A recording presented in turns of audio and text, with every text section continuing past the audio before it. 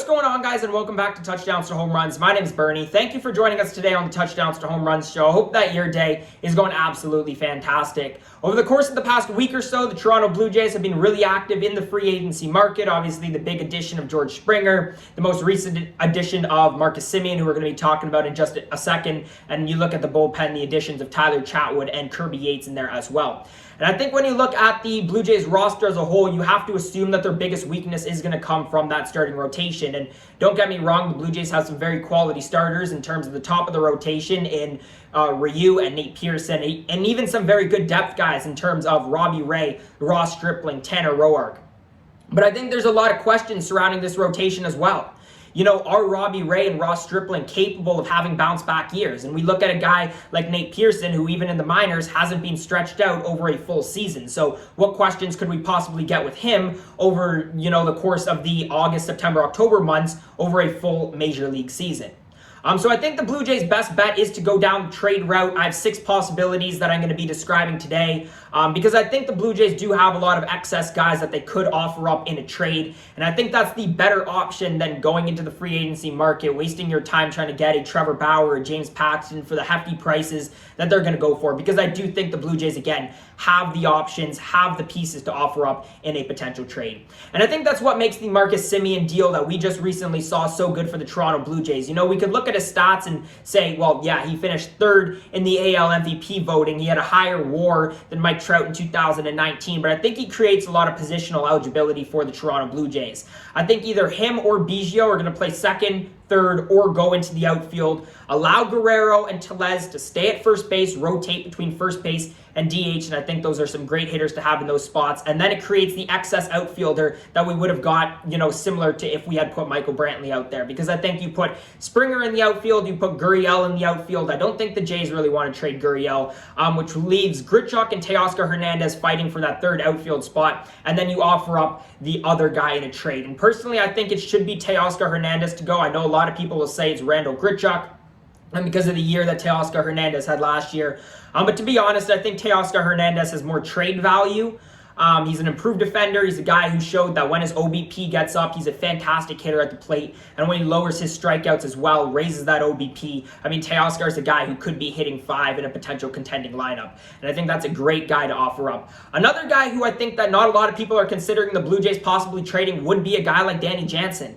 And I know that right now Danny Jansen is our starting catcher, which on paper technically wouldn't make the most sense. But look at the guys that we have in the minors. Look at the guys that we have on the bench. A guy like Kirk, a guy like Reese McGuire. We have Moreno in terms of our farm system who could potentially call up eventually. And I think that a lot of teams right now are looking for some catchers because it's really hard to create separation in terms of the catching position. And I think Danny Jansen in an on year could be a pretty good hitting catcher who has, 20, 25 home run type power, and he's also an improved defender as well. We look at a guy like Kirk. We saw him a bunch last year, a guy who is more fitting, I'd say, for a DH, a guy who has a very big bat. He's just a phenomenal hitter. He has been throughout his entire minor league career. And then I think another obvious one, Jordan Groshans, one of our middle infielding prospects, one of our top prospects in our system. But I think when you look at having Biggio, having Bichette in terms of the middle infield, I just don't know exactly where Groshans would work in especially if you're trying to move Vlad Guerrero eventually back to 3rd base. So I think, right now his value is at an all-time high, so I think Groshans could potentially get you somebody very good. In terms of trade possibilities, the first guy that comes to mind would be Luis Castillo. He's a guy who's a high strikeout guy, had an 11.4 Ks per 9 in 2020. Again, high strikeouts, a guy who had a 3.21 ERA last year. He's been improving over the course of his career, and I still think he has a higher ceiling. Castillo is a guy who could get up into the Cy Young Award votings if he's on in a year. I think he walks a lot of guys. I think he's really inconsistent and can be erratic at times. But if the Blue Jays could acquire him, settle him down, and he could really break through this year, that would be a great addition for the Toronto Blue Jays. Issue is, he would cost a lot. Yankees tried to get him. Cincinnati Reds wanted Gleyber Torres and more for him. So who knows what that package would be. Maybe they would be asking for a guy like Gurriel, who I don't know if the Blue Jays right now are ready to get. Sticking with the Cincinnati Reds, I mean, they have another phenomenal trade target in terms of Sonny Gray, a guy who in 2019 put up a 2.87 ERA, finished 7th in the National League Cy Young Award voting. He's a guy who is a ground ball type pitcher. He will get the job done. I think he's a quality 2 starter. You know, he had that fantastic stretch over the course of the past 2 seasons in his quality start streak. And Sonny Gray, again, you know what you're going to get. The Blue Jays need some of that sort of insurance in their starting rotation. Sonny Gray may be that guy.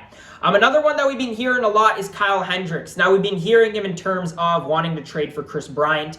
I don't know, going down the Chris Bryant route with all the injuries, 1 year left on his deal is the best for the Toronto Blue Jays. But Kyle Hendriks could be an interesting guy to look at for the Blue Jays to add to their top of the rotation. Finished 9th in Cy Young Award voting last year, posted a 2.88 ERA. He's a guy who's, had under 3.5 ERA over the course of his entire 7-year career besides 2015. He's a guy in 2016 that posted a 2.13 ERA. Kyle Hendriks has really been a fantastic starting pitcher over the course of his career. He strikes out guys, doesn't walk a lot of people. Again, if you want insurance at the top of the Blue Jays top of the Blue Jays rotation, Kyle Hendriks could be that guy. And I think, if we package a guy like Groshans, maybe Grichuk, Teoscar Hernandez, some mix of those guys, I definitely think Kyle Hendriks is a guy that we could potentially get, especially because I don't think the Chicago Cubs are moving into a contention direction. Next up, the only American League option that I have out of these 6 guys that I'm explaining today, Marco Gonzales from the Seattle Mariners. Marco Gonzales posted a 7-2 record in 2020. He's a guy who can strike out a lot of people. A 3.10 ERA in 2020. Doesn't necessarily walk a lot of guys, only 0.9 walks per 9 innings in 2020. And you're getting the idea here. The Blue Jays need a consistent starter because we don't know what we're going to get from Pearson, Roark, Stripling, Robbie Ray.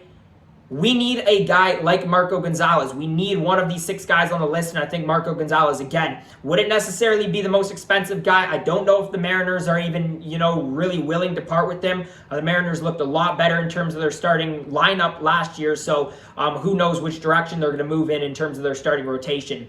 Next up, I got Jorge Marquez from the Colorado Rockies. This is a name that's sort of been floating around the trade block for quite a while now in terms of Major League Baseball.